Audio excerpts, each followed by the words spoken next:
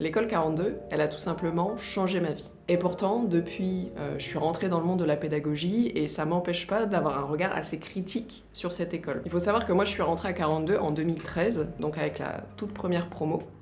Je suis restée étudiante environ 1 an et demi et après, j'ai été recrutée dans l'équipe pédagogique. Donc j'ai fait partie du staff pédago pendant 1 an et des brouettes. Et pendant ce temps-là, j'ai fait toute la gamification du système pédagogique. Et après, quand je suis partie de 42, j'ai continué à rouler ma bosse dans le monde de la pédago. J'ai conçu des formations, j'ai ouvert une école au Vietnam. Et du coup, toutes ces expériences, elles me donnent un peu de recul pour pouvoir décrypter le modèle 42 et notamment identifier ses forces, mais aussi ses faiblesses. Dans cette vidéo, on va du coup voir tout ça. Et à la fin de la vidéo, pour ceux qui sont actuellement étudiants à 42, je vais vous donner des conseils pour mitiger les faiblesses de l'école. Alors on va commencer par les points forts de 42. Ça a changé ma vie, je vais vous expliquer pourquoi. Mais d'abord, on va juste rappeler un peu comment ça marche pour ceux qui ne connaissent pas. Donc 42, c'est une école d'informatique qui marche uniquement sur de l'apprentissage par projet et où il n'y a pas de prof. Sans prof. Une école de code gratuite, sans prof. C'est assez étonnant quand on en parle, mais il n'y a pas de professeur. Il n'y a pas de cours, il n'y a pas d'encadrant. Tout se fait dans la communauté étudiante. Donc quand vous êtes étudiant, vous avez des projets à faire. Ces projets, ils ont même pas de deadline, c'est-à-dire que vous avancez à votre rythme. Et même les horaires de l'école ne sont pas imposés. Donc en fait, c'est vraiment, vous faites vos projets quand vous voulez, au rythme que vous voulez. Perso, moi je bossais surtout la nuit. Je finissais vers 3-4 heures. Et j'aimais bien bosser la nuit parce que c'était hyper calme. Et que, alors que c'est interdit, on pouvait discrètement bouffer devant son écran ou boire des litres de Red Bull en restant à son poste. Et oui, c'est interdit. Ensuite, une fois que vous avez fini un projet, vous allez devoir le faire corriger. Vous allez devoir le faire valider. Et ça, ça se fait aussi par d'autres étudiants. Parce que qui dit pas de prof, dit pas de prof non plus pour corriger les travaux. Donc c'est encore une fois la communauté étudiante qui va analyser votre travail et vous permettre de passer au projet suivant. Donc vous avez un peu le tableau, rentrons dans le vif du sujet.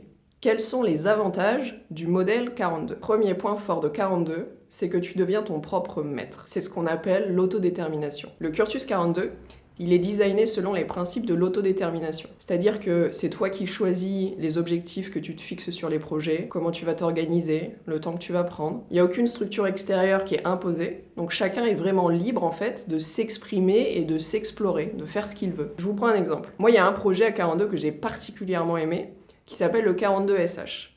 Ce projet-là, il demande de refaire un petit interpréteur de commande. Moi, ce projet, il m'intéressait tellement qu'au lieu de juste le valider, j'ai décidé de le faire à une norme internationale qui s'appelle la norme POSIX et à implémenter tout le langage du shell, y compris à me taper mon petit parseur LALR à la main. Et c'était un peu pareil pour les autres projets. Il y a la partie obligatoire qui sert à valider le projet, et après, il y a un peu la partie magique qui est la partie bonus, où on peut aller aussi loin qu'on veut sur certains aspects du projet. Donc on peut aller vraiment creuser ce qui nous intéresse. Et ça, cette liberté de se fixer ses propres objectifs et d'aller vraiment chercher ce qui nous intéresse, c'est du pain béni pour la motivation intrinsèque. Ça t'aide vraiment à développer ton compas interne et à aller vers ce qui t'intéresse dans la vie. Deuxième avantage de 42, à la fin, tu te sens invincible. Ça, c'est le growth mindset ou l'état d'esprit de croissance. Ce que vont vous dire la plupart des étudiants 42 à la sortie, c'est qu'ils sont capables de faire n'importe quel projet. Ils sont capables d'aborder n'importe quel challenge. Alors, c'est pas forcément vrai. Dans les faits, quand cette croyance, elle s'adosse à de l'incompétence, ça peut même faire des dégâts énormes. Mais la réalité, c'est qu'à 42, il y a tellement de pratiques et on avale tellement de lignes de code qu'à la fin, devant un challenge, on se dit ouais, ça va peut-être me prendre un peu de temps, mais en fait, je vais y arriver. Et c'est ça qu'on appelle avoir un état d'esprit de croissance. C'est cet état d'esprit de, face à une difficulté, je sais que ça va peut-être être compliqué, mais à la fin, je vais y arriver. Et cette croyance, c'est un moteur extraordinaire dans la vie. Troisième avantage de 42, 42, c'est cool. Vous allez me dire, ouais, ton argument, il est superficiel. Non, mais c'est pas superficiel du tout. C'est la glue qui fait que tout le reste du système marche. En fait, le vrai génie de 42, pour moi, c'est sa personnalité et sa gestion de communauté. Parce que quand vous rentrez à 42, vous rentrez dans une école qui vous permet de réserver du temps dans un jacuzzi. Vous rentrez dans une école où les directeurs ont une fois encouragé des étudiants à ramener un poney. C'est une école où vous pouvez monter des associations comme les mangeurs de poulet. Et c'est une école où il y a un espèce de micmac artistique, un peu futuriste comme déco à l'intérieur. En fait, ça casse complètement les codes entre apprendre et s'amuser. Ça permet de banaliser complètement l'acte d'apprendre et de le faire complètement rentrer dans le quotidien. Ça, évidemment, c'est génial pour développer une attitude positive par rapport à l'apprentissage, mais ça permet aussi de souder la communauté. Parce que quand vous faites partie de 42, vous faites partie des gens cool. Et quelque part, vous avez toujours envie d'être à la hauteur de ça. Vous avez envie de porter fièrement les couleurs de l'école. Donc ça sert à la fois à faire tenir tout le monde ensemble et à faire avancer chacun. Et ça, c'est hyper fort. Quand je vous disais que 42, ça a changé ma vie, c'est grâce à tous ces trucs-là. Moi, avant, j'étais plutôt très renfermée, très coupée du monde. Je me connaissais même pas, je savais même pas ce que j'aimais, je savais même pas que j'aimais apprendre. Et 42, ça a débloqué un truc, une espèce de curiosité libre et sans fin chez moi, qui fait que quand je suis rentrée derrière dans le monde de la pédagogie, je me suis jamais arrêtée. Tout ça, c'était pour les points forts de 42. Mais tout n'est pas parfait au pays de l'autodétermination, et on va maintenant passer aux points faibles du système 42. Avant de continuer, je fais une petite pause pub. Avec Mathieu Mahé, la personne qui a développé l'architecture logicielle de 42, on a monté une boîte où en fait on aide des organismes de formation à monter des formations techniques innovantes. Donc on utilise évidemment ce qu'on a appris à 42, mais aussi énormément d'autres outils pédagogiques pour développer des formations hyper motivantes et professionnalisantes. Donc si ça vous intéresse, notre site c'est airbin.io/fr et vous pourrez voir un peu le genre de travail qu'on fait. Je reviens maintenant à la vidéo. Déjà, il y a un premier problème, c'est un problème de fond. C'est le problème du socio-constructivisme à la 42. Alors il faut savoir que la théorie de l'apprentissage sur laquelle se base 42 pour créer son modèle, c'est ce qu'on appelle le socio-constructivisme. Le constructivisme, ça dit qu'on n'apprend pas en apprenant par cœur, mais qu'on apprend en tentant des trucs et en voyant si ça marche ou pas. Quand vous avez, appris à marcher, vous n'avez pas suivi quelqu'un qui vous a fait répéter les mêmes mouvements pendant des heures. Vous avez essayé, vous vous êtes vautré, vous vous êtes relevé et petit à petit, vous avez appris à marcher.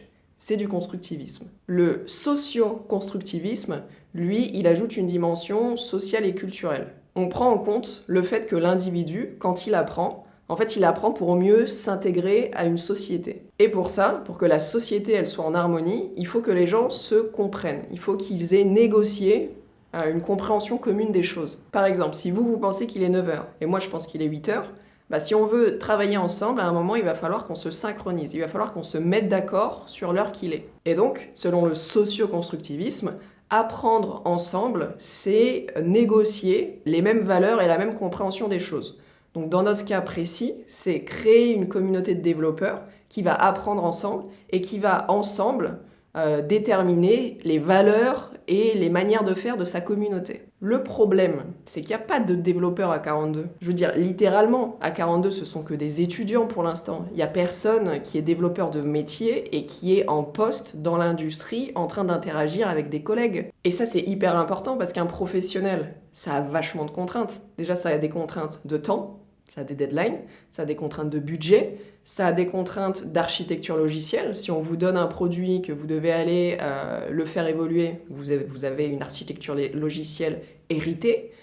Si vous devez concevoir une architecture logicielle de zéro, il faut le faire en pensant que dans 5 ans, il faut qu'elle soit encore utilisable. Vous devez aussi interagir tout le temps avec des non-développeurs. Bref, être développeur, ça a des contraintes métiers fortes et ça a une culture qui va avec. Or, à 42, vous n'avez pas accès à cette culture.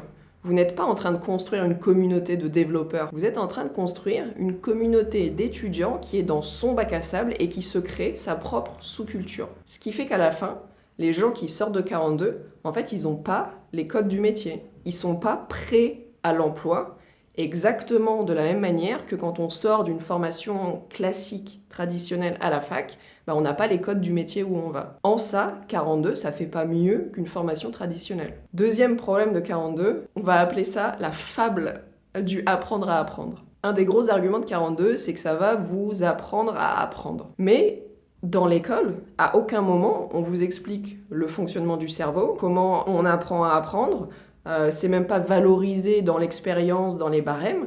En fait, c'est un peu comme s'ils s'attendaient à ce que magiquement, vous allez apprendre à apprendre. Mais il y a une différence fondamentale entre avoir une attitude positive par rapport à l'apprentissage, le growth mindset dont je vous parlais tout à l'heure, et apprendre à apprendre.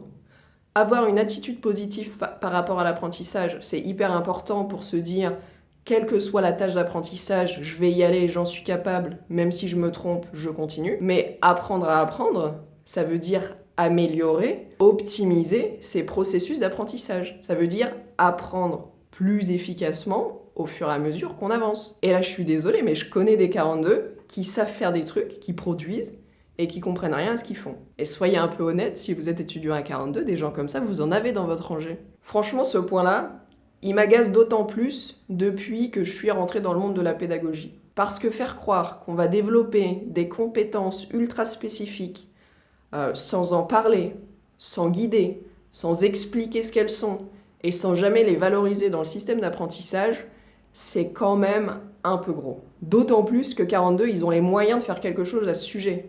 Enfin, ils pourraient produire une série de conférences, une série de vidéos, ils pourraient intégrer ça dans les barèmes, ils pourraient, s'ils avaient envie, mettre un peu plus l'accent là-dessus. Mais par ignorance ou par complaisance, ils le font pas, et ça, c'est un truc que moi, à la fois en tant qu'étudiante et en tant que pédagogue maintenant, je trouve pas normal. Pour moi, utiliser ça comme argument marketing et derrière rien faire du côté pédago, c'est vraiment du gâchis. Troisième problème, les corrections en pair à pair. Alors déjà, il y a un problème de rigueur dans les corrections qui est dû au fait que c'est de l'évaluation qu'on dit sommative. C'est-à-dire qu'à la fin d'une correction en pair à pair, on a des points, on a une note et ça nous permet de passer à l'étape suivante. Alors moi, en tant que pédagogue, j'adore les revues en pair à pair. J'ai déjà fait une vidéo là-dessus, je les utilise beaucoup, donc c'est pas la question. Mais par contre, je les utilise jamais comme une évaluation. Parce que quand on utilise une revue en pair à pair pour de l'évaluation, on décale le curseur d'une activité d'apprentissage à une activité d'évaluation, et ça change complètement le rapport entre les étudiants. Ça entraîne notamment des phénomènes de marchandage, de copinage, de laxisme. Mais au-delà de ça, il y a même un problème de logique dans la manière dont ces corrections, elles sont conceptualisées. Donc si on regarde sur le site vitrine de 42 comment sont présentées les corrections en pair à pair, on nous dit « Les pires évaluations demandent aux étudiantes et aux étudiants de se noter entre eux à l'aide d'un barème établi par l'équipe pédagogique. Plutôt que de craindre une note, le dialogue ouvert permet de recevoir des conseils essentiels pour avancer et de découvrir d'autres manières de faire. » On pourrait se dire du coup que les barèmes créés par l'équipe pédagogique, ils vont encourager le dialogue et le débat. Mais pas du tout.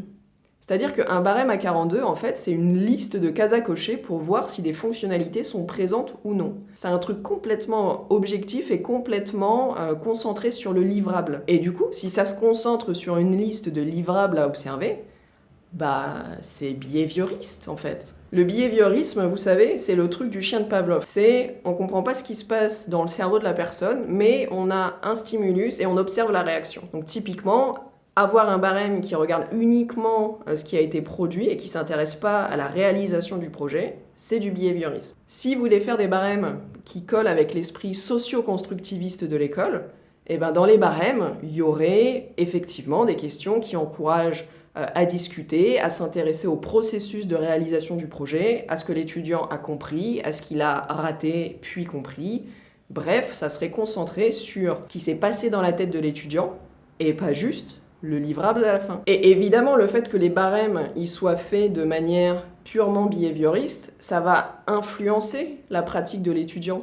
Parce que si je sais que la profondeur et la qualité de mon travail n'a pas d'impact en correction, si tout ce que j'ai besoin, c'est que ça marche et que j'ai pas besoin de le comprendre, pour la plupart des étudiants, il n'y a pas vraiment d'intérêt à faire l'effort de comprendre. Bref, ces corrections en pair à pair, pour moi, elles sont en opposition totale avec le reste de la pédagogie de 42, mais ils ne peuvent pas vraiment s'en défaire. Pourquoi ? Ça m'amène au quatrième point. On va l'appeler de manière très dramatique, le piège du dogmatisme. En fait, 42, c'est une pédagogie handicapée par sa puissance marketing. Leur slogan « pas de prof, pas de classe, pas de cours », il est extrêmement puissant, il marque les esprits, il se met en rupture totale avec l'éducation traditionnelle, et du coup, il les empêche de faire des compromis quand il y a besoin. En fait, ils peuvent pas faire autre chose que des corrections en pair à pair. Ils peuvent pas faire appel à des professionnels de l'extérieur. Ils peuvent pas mettre en place un suivi du apprendre à apprendre. Parce que le truc du les étudiants apprennent tout seuls, ça fait trop partie de l'ADN et de la puissance de la marque. Ils peuvent pas s'en libérer. Et il faut reconnaître qu'ils ont aussi une équation économique qui est tout simplement insoluble. C'est une école gratuite qui prend 800 étudiants par an. S'ils devaient aller payer des assistants ou des professionnels, ça marcherait pas, l'école elle pourrait plus être gratuite. Et franchement, avoir un cursus qui permet au moins à une partie de ces étudiants comme moi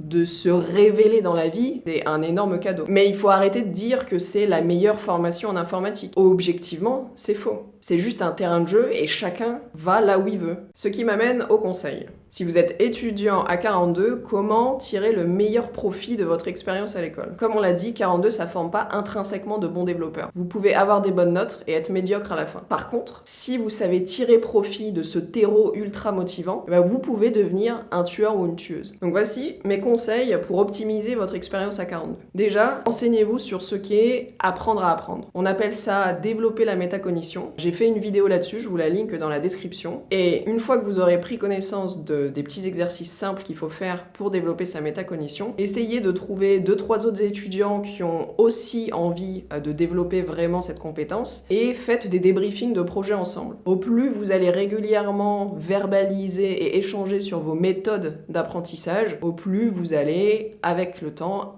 affiner vos habitudes de travail. Ensuite, soyez exigeant avec vous-même. Ne vous contentez pas de faire des projets qui marchent. Ne vous contentez pas de copier-coller un bout de code sur Stack Overflow qui marche sans aller le creuser. C'est simple, tant que vous ne savez pas expliquer votre projet de manière hyper précise et sans regarder votre code, vous n'êtes pas prêt à le rendre. Le système 42 encourage une certaine complaisance, c'est à vous de ne pas tomber dans le piège. Votre niveau à la sortie sera directement corrélé à l'exigence que vous avez eue envers vous-même. Ensuite, intégrez-vous à une communauté de développeurs. Alors ça, il y a quand même pas mal de moyens de le faire. Vous pouvez rejoindre une communauté Meetup, vous pouvez lire des blogs, vous pouvez faire de la veille et être hyper actif sur Twitter, vous pouvez participer à des projets open source. Il y a quand même pas mal d'options pour justement ne pas rester dans la culture étudiante de 42 et allez vraiment vous acculturer aux valeurs et aux modes de pensée des vrais développeurs qui ont un métier. Ensuite, lisez des bouquins sur les design patterns et sur le code propre. Votre pratique à 42, c'est une pratique d'amateur. Pour vous professionnaliser, il faut vous confronter à comment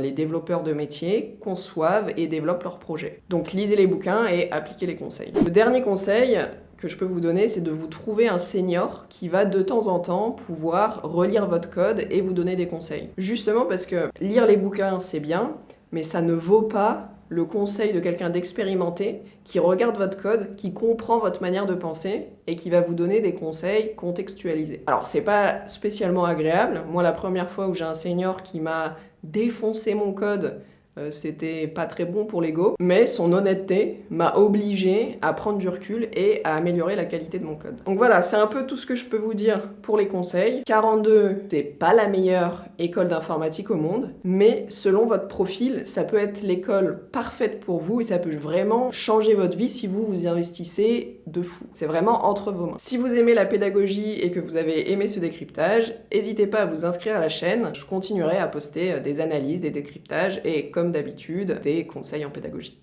À bientôt!